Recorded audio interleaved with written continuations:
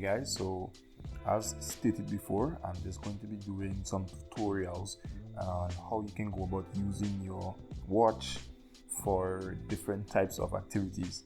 I know you're already excited about having the watch.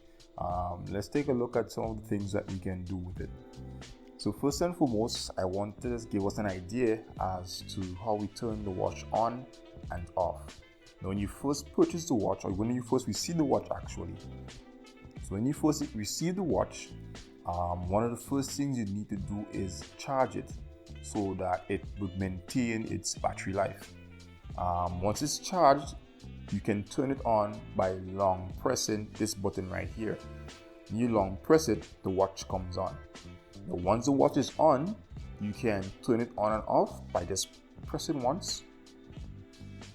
As you can see, it turns on, and press again, it's off. So we're turning the display on and off by just pressing that button on the side right here. Okay, so I'm going to turn it back on again. Alright, so what you're seeing right now is the watch face, and it's actually very customizable.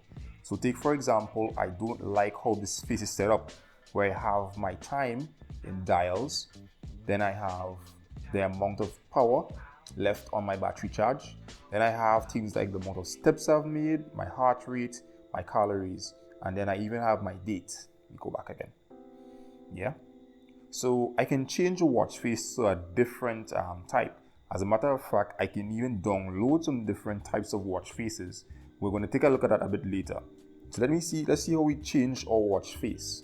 All right, so you first of all turn it back on.